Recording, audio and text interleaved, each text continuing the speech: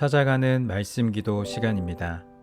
오늘도 하나님의 은혜가 성도님들의 가정과 일터와 이웃 가운데 넘치시기를 주님의 이름으로 축복합니다. 오늘 우리에게 주시는 하나님의 말씀은 시편 85편 1절부터 3절까지 말씀입니다. 여호와여, 주께서 주의 땅에 은혜를 베푸사 야곱의 포로된 자들이 돌아오게 하셨으며 주의 백성의 죄악을 사하시고 그들의 모든 죄를 덮으셨나이다. 셀라. 주의 모든 분노를 거두시며 주의 진노를 돌이키셨나이다. 아멘. 오늘 본문이 담긴 시편 85편에서 저자는 자신의 인생뿐만 아니라 민족에게 주어진 터닝 포인트를 노래하고 있습니다.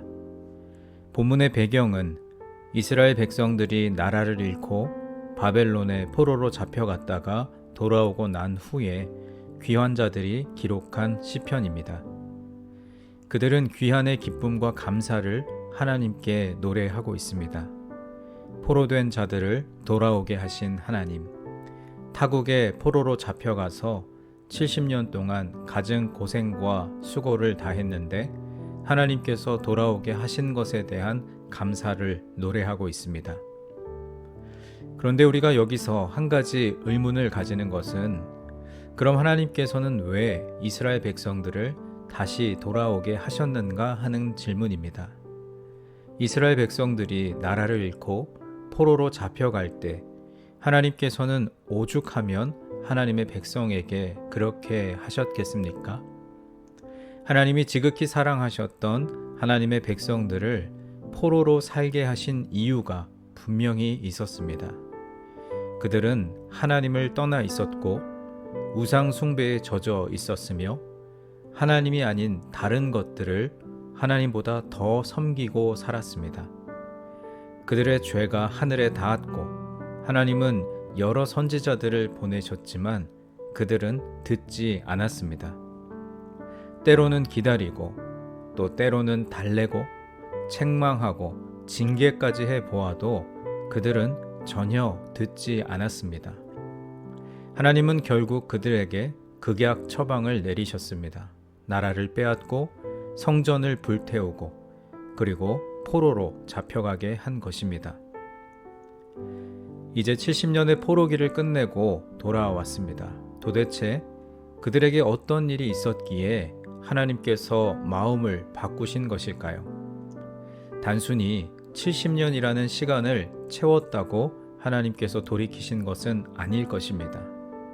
시간만 채웠다고 돌아오게 할 것이라면 이스라엘 백성들은 70년이 아니라 700년을 채워도 부족했을 것입니다. 그렇다면 도대체 어떤 터닝 포인트가 있었기에 하나님께서는 그들을 다시 돌아오게 하셨을까요? 오늘 본문 이후의 8절 말씀은 이렇게 기록하고 있습니다. 내가 하나님 여호와께서 하실 말씀을 들으리니 무릇 그의 백성 그의 성도들에게 화평을 말씀하실 것이라. 그들은 다시 어리석은 대로 돌아가지 말지로다. 여기에서 들으리니 라는 말씀이 키포인트입니다. 포로기에서 돌아온 이스라엘 백성들에게 습관이 되어 있었던 것은 바로 하나님의 말씀을 듣는 삶이었습니다.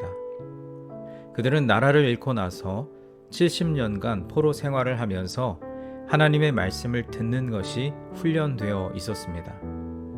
그들은 나라를 잃기 전까지는 주의 말씀을 들으려 하지도 않았고 듣는 사람도 없었습니다. 그저 몇몇 선지자들만 주의 말씀에 귀를 기울였을 뿐 아무도 선지자의 말씀을 듣지 않고 하나님의 말씀도 들으려고 하지 않았습니다. 하지만 나라를 잃고 난 후에 귀가 열렸습니다. 이방에서 포로 생활을 하면서 하나님의 말씀을 듣는 습관이 생겨난 것입니다. 이것이 그들을 하나님 앞으로 다시 돌아오게 한 결정적인 계기였습니다. 그것은 주의 말씀에 귀를 기울이는 것이었습니다. 하나님은 이것을 오랫동안 기다리고 계셨습니다. 아무리 외쳐도 아무리 말해도 하나님의 말씀에 귀를 기울이지 않고 귀를 닫고 눈을 닫고 마음을 닫고 있었던 이스라엘 백성들이었지만 그들에게 극약 처방을 하고 나니 하나님의 말씀을 들으려고 애쓴 것입니다. 하나님은 그들의 모습을 보시고 돌아오게 하신 것입니다. 주님께서 사랑하시는 여러분, 우리 인생에도 하나님의 말씀을 듣는 것에서부터 새로운 길이 열리게 되는 줄 믿습니다. 인생의 막다른 길에 몰려 있고 새로운 전기를 마련하기 원하신다면 내 생각과 뜻을 의지하지 마시고 주님의 말씀에 귀를 기울이는 터닝 포인트를 마련하시기 바랍니다. 우리 인생뿐 아니라 신앙의 새로운 계기도 주님의 말씀을 듣는 것에서부터 새로운 길이 시작될 것입니다. 이스라엘 백성들의 길고 긴 포로 생활의 종지부를 찍고 돌아오게 한 것도 주의 말씀을 듣는 습관이었습니다. 이제 6월 마지막 날이 지나 7월 첫날을 시작하는 우리가 1년을 전체로 보면 1월부터 6월까지 전반기를 마치고 이제 후반기를 시작하는 우리 모두에게 하나님의 말씀을 듣는 습관이 자리하여서 우리의 인생의 터닝 포인트를 마련하는 우리 모두가 되기를 주님의 이름으로 간절히 축원합니다. 이제 오늘 주신 말씀을 붙들고 기도하겠습니다. 사랑의 하나님, 들려주시는 말씀을 놓치지 않고 듣고 또 마음에 새겨서 승리하는 삶을 살기 원하오니 거룩한 말씀의 자리로 인도하여 주옵소서. 말씀을 듣는 것이 곧 사는 길임을 깨닫습니다. 우리의 삶에 어떠한 분주한 일이 있더라도 말씀을 듣는 것을 가장 우선순위로 삼게 하여 주옵소서. 우리 함께 기도하겠습니다.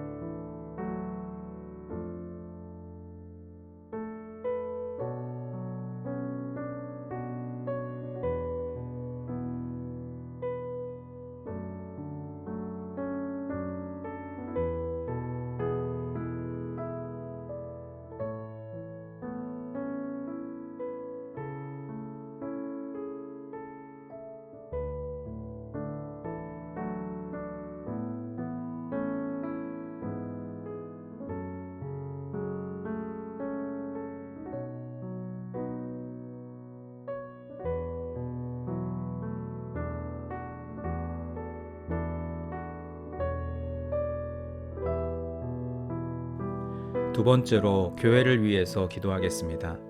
지금 우리 교회 공동체가 광야를 통과하며 하나님께서 허락하실 새 땅으로 들어가기 위한 과정 중에 있는데 사람의 생각과 방법이 아니라 하나님의 뜻을 구하게 하옵소서. 교회에 세우신 리더들이 여러 변화의 상황 속에서도 요동하지 않고 한 마음이 되어 교회 공동체를 잘 섬기고 이끌게 하옵소서. 특별히 청빙위원회가 청빙 절차를 진행할 때 사람의 생각과 방법이 아닌 하나님의 뜻, 하나님의 방법을 구하게 하여 주옵소서. 우리 교회를 위해서 함께 기도하겠습니다.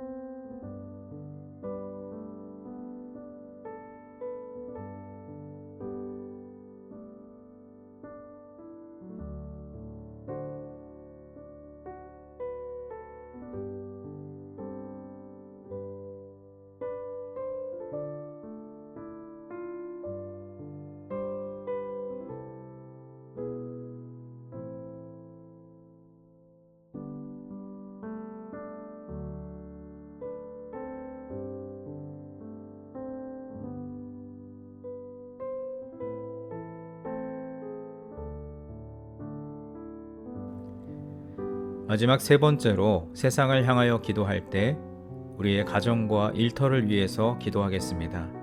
하나님께서 허락하신 가장 작은 교회인 우리 가정이 말씀의 반석 위에 잘 세워지게 하옵소서. 가정에서 하나님의 사랑과 은혜로 충만해져서 각자의 일터와 학업의 자리로 나아가 하나님의 자녀답게 선한 영향력을 끼치는 하루가 되게 하옵소서. 또 여러분 각자 가지고 계신 기도의 제목 주님께 아뢰시며 오늘도 삶의 자리로 나아가시겠습니다. 기도하겠습니다.